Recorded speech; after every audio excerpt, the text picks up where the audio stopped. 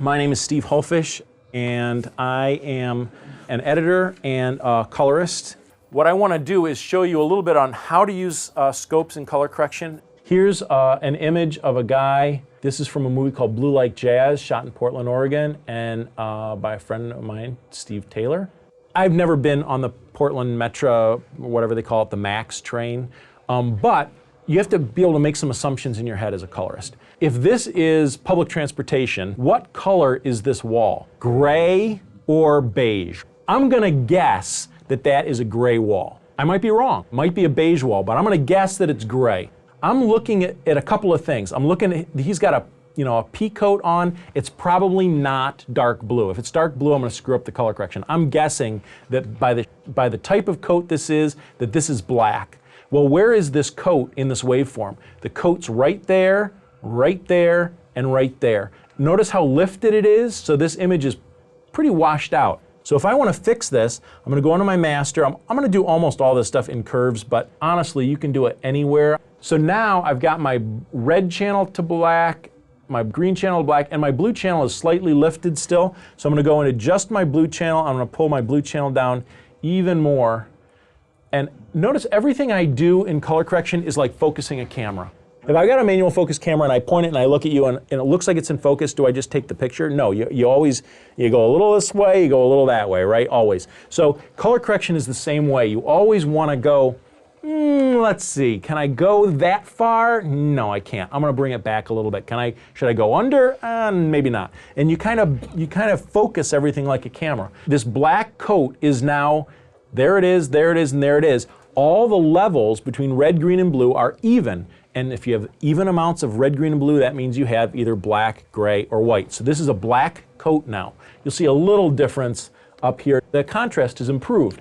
Now up here in the highlights, we want to do the same thing. Notice that the highlights in the green and the blue channel are clipping. Notice this thin line along the top. That means that what's out this window has kind of blown out already. And whenever you have clipping, you have the potential that the relationship between those colors is different. Outside that window, I can't just imagine that all those levels are too high. I'm gonna bring them up a little bit. I think probably where they were is probably fine, but it's not gonna make too much of a difference. So I'm just gonna bring all these levels up to 100 or 700 millivolts in this case. And you'll notice that it's starting to look better, but it's not looking great. Why isn't it looking great? Where do you think this wall is in the waveform monitor?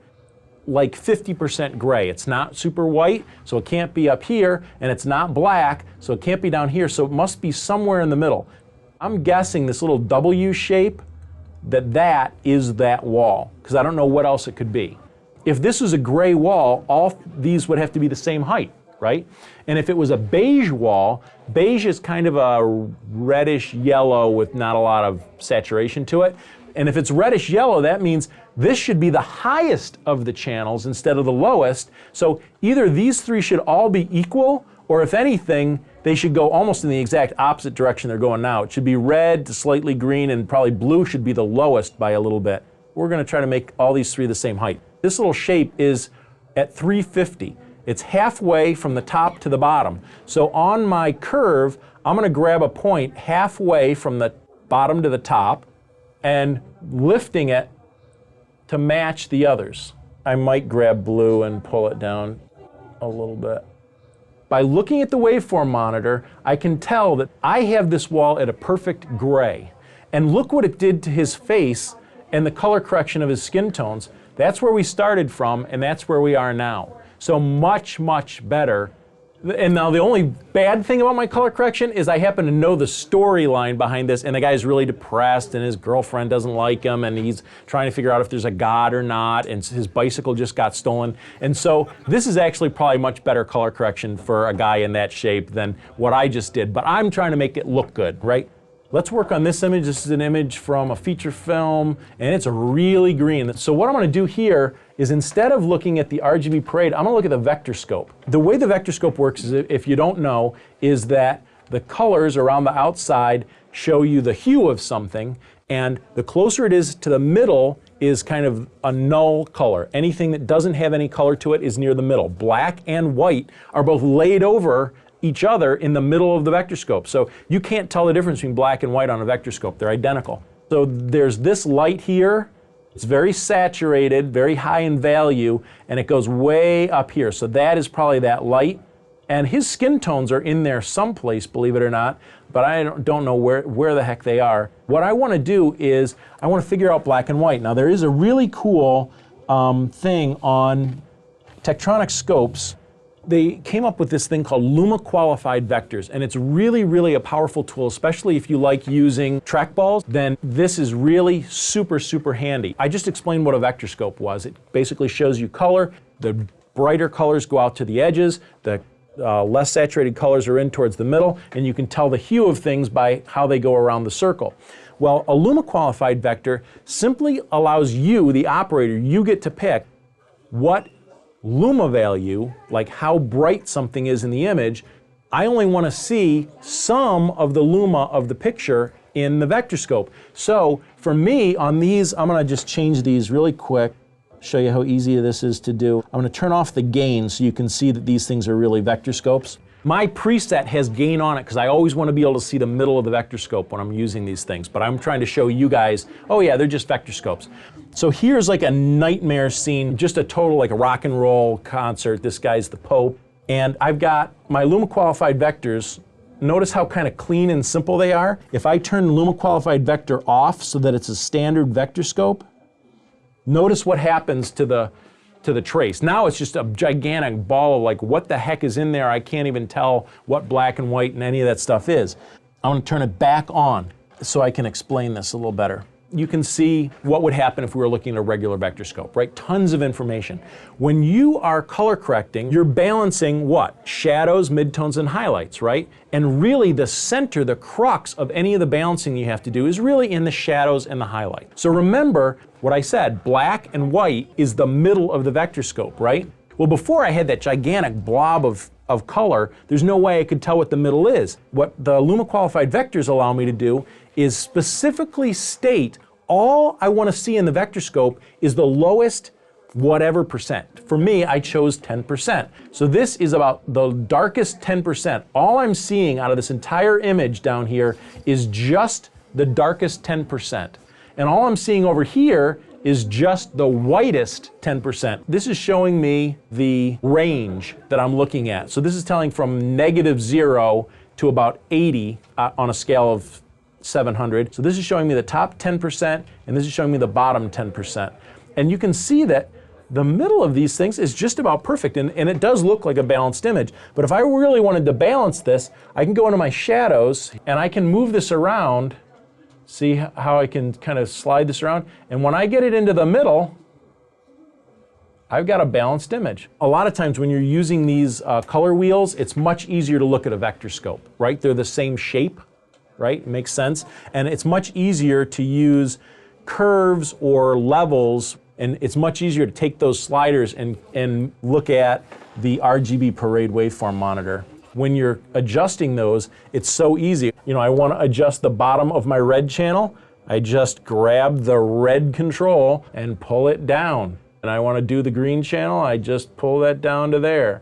And I want to do the blue channel, I just pull that. It's such an intuitive thing, and it's much easier to take those sliders and look at the RGB parade waveform monitor. Couple more things that I want to show you. I'm going to go to waveform intensity. The waveform is the green stuff, and the graticule is the yellow numbers and lines. I want to lower the waveform intensity for what I'm about to do. See how bright? I can make it super bright, and I can make it super dark. And so I want to make it super dark. So I just lowered the intensity of all this waveform. This is one of the reasons why internal scopes just suck, because you can't do this. You know, there's no zooming in, there's no changing usually there's no changing the intensity. You already saw the Avid scopes don't even move unless you stop, you know, moving stuff. That's pointless. So I'm going to show you how to match this shot here, which is good, and we want to match this other shot. Like, we have to use these two shots and somebody screwed up the white balance and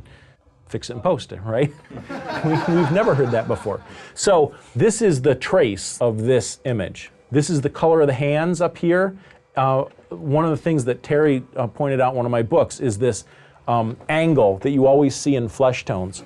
The red is higher than the green, which is higher than the blue. You see that right across there? That's almost a perfect angle, and the green is a little low actually, because you want, if I had a piece of masking tape or something, that would have to be a straight line, and green is a little bit below where it should be.